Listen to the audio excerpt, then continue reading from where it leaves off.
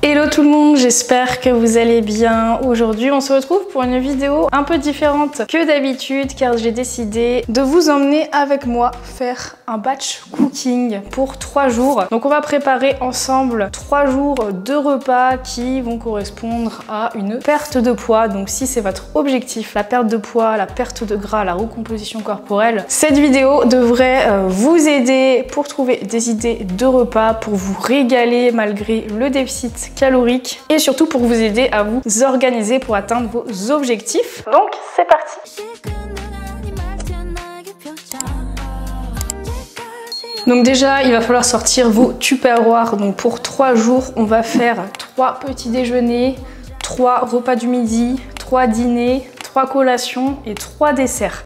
Il va falloir de quoi stocker et conserver les préparations qu'on va faire. Donc soit vous prenez des tupperwares individuels où vous stockez les portions individuelles, soit vous stockerez tout dans des grands plats et ensuite vous vous servez dans vos assiettes. Ça c'est comme vous voulez. Moi j'opte pour conserver chaque portion individuellement. Donc pour ça j'ai fait mon plein de tupperwares. Des petits tupperwares pour les collations, des grands tupperwares pour les déjeuners. J'ai pris des petits tupperwares ronds pour, enfin des petits, il y a presque 1 litre dedans. Donc ça va être pour le dîner. Donc qu'est-ce qu'on a au menu pour ces 3 jours? Pour le petit déjeuner, on va faire des pancakes avec une pâte à tartiner maison. Ensuite, pour le déjeuner, on va faire un risotto, courgettes et poulet. Pour les collations, ça va être du pain, du fromage et des fruits. Et pour le dîner, on fera quelque chose de fraise. D'ailleurs, vous pouvez switcher déjeuner et dîner si vous préférez dans l'autre sens. Et pour le dîner, ça sera une salade à base de quinoa, de thon et de crudités. Et en dessert, on va faire des glaces maison aux fruits rouges.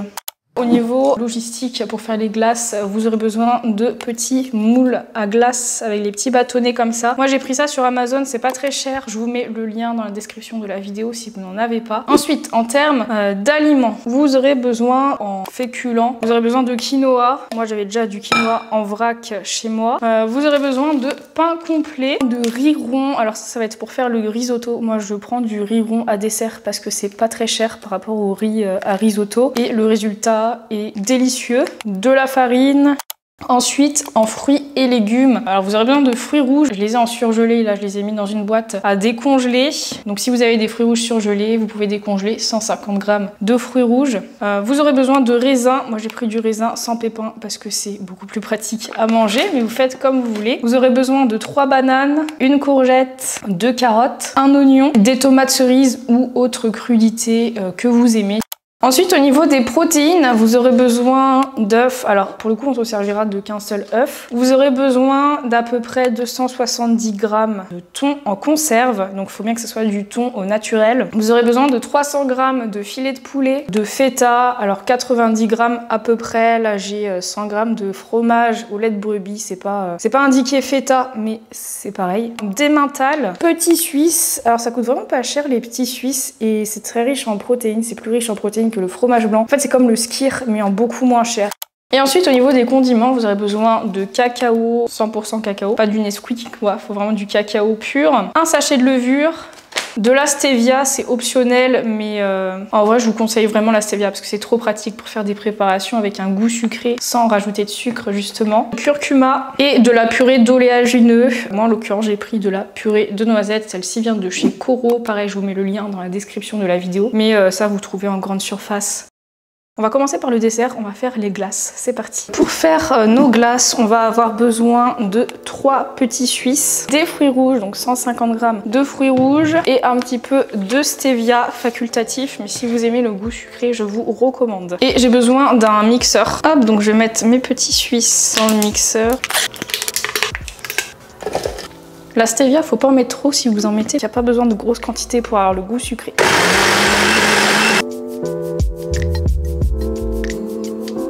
Et ensuite, on va venir remplir nos 3 petits moules.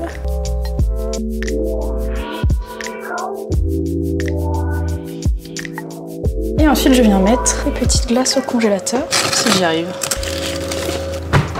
Donc maintenant je vais passer à la préparation des pancakes pour le petit-déj, mais en même temps je vais faire cuire le quinoa pour le dîner. Comme ça me fera gagner du temps. Je vais essayer de faire un peu des trucs en même temps pour optimiser. On va mettre 150 g de quinoa. Hop.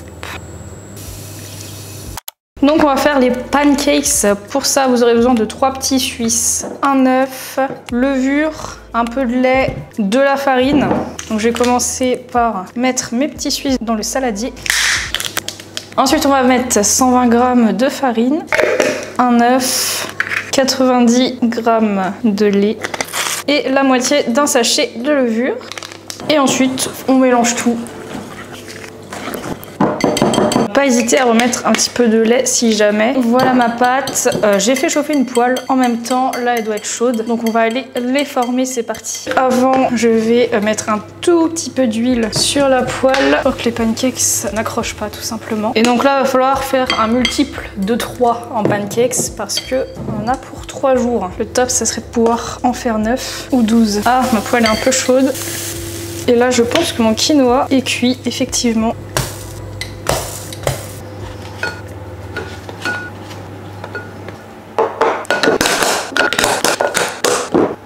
Pour accompagner les pancakes pour le petit déjeuner, on va préparer une pâte à tartiner maison. Donc là, j'ai besoin de ma purée d'oléagineux. Moi, je prends à la noisette. Comme ça fait une pâte à tartiner chocolat noisette. Je vais encore utiliser la stevia parce que sinon le goût sera très sec. Après, on peut aimer, hein. Il y a des gens qui aiment. Moi, j'aime bien le goût sucré et du cacao pur.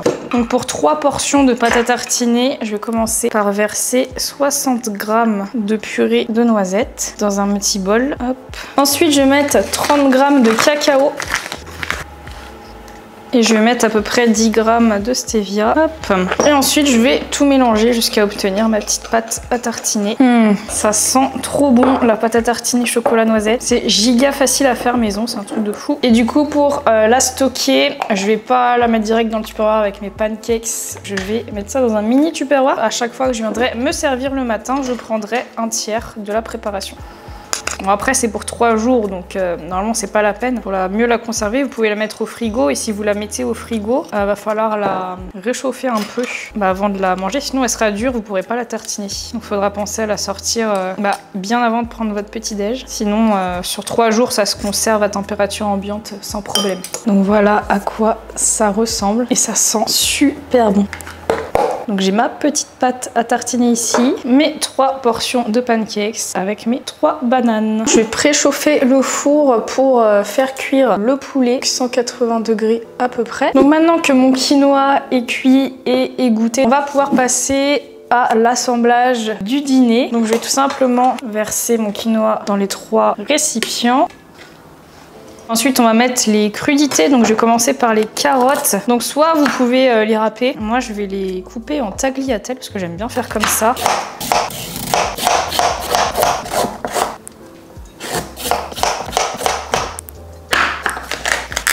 Je vais mettre des tomates cerises que je coupe en 2.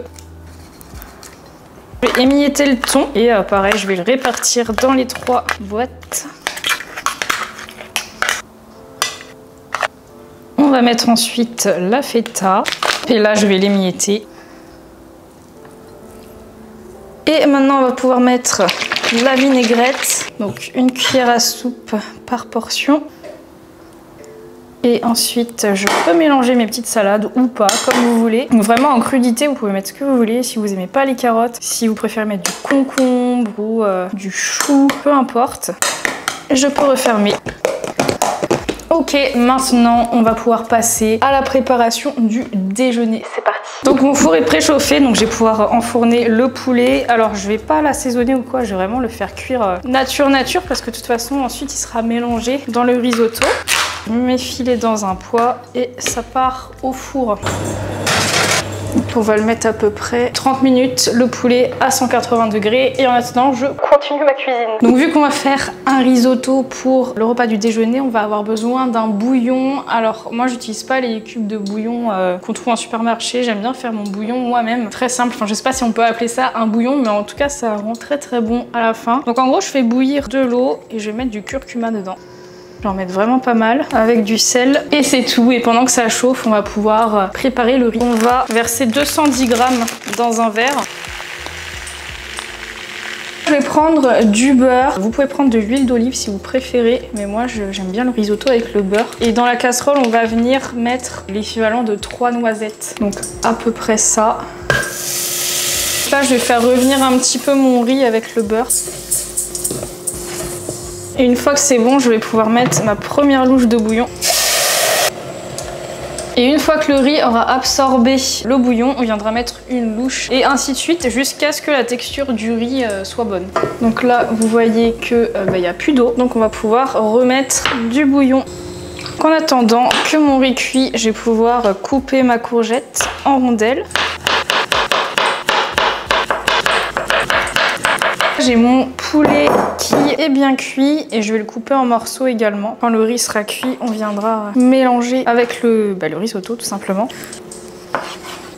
Il y a juste les courgettes qu'on va pouvoir venir mettre avec le début de la cuisson du riz pour qu'elles puissent cuire également.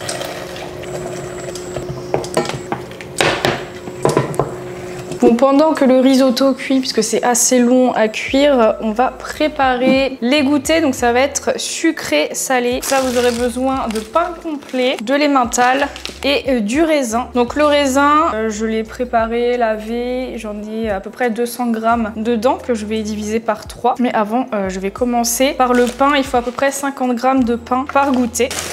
Là, c'est bon. 50 et 50. Ensuite, on va mettre 20 grammes d'emmental par portion.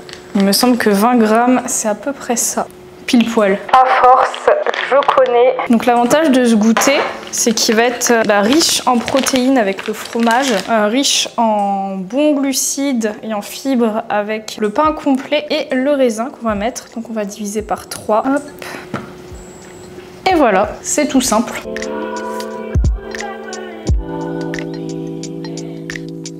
Là, on est sur la fin parce que le riz a bien pris en volume. Il faut vraiment pas mettre le feu fort et laisser cuire doucement. Là, c'est pas encore tout à fait fini puisqu'il reste encore un petit peu d'eau, mais je vais pas en rajouter parce que là, le volume du riz est bon. Je vais plutôt mettre mon poulet. En tout cas, ça sent trop bon. Et donc, ça y est, je vais pouvoir remplir les derniers tupperwares. Et donc voilà, avant de les refermer, je vais attendre que ça refroidisse un petit peu. Ça y est, tout est prêt pour ces 3 prochains jours. Ça m'a pris 2 heures là de tout faire, mais je suis contente parce que ça va me faire gagner beaucoup de temps pour les 3 jours qui arrivent. J'aurai pas à me poser la question, j'aurai pas d'excuses car il n'y aura pas de flemme de cuisiner étant donné que tout est déjà préparé. J'aurai plus qu'à me resservir dans mon frigo, faire réchauffer si besoin et basta.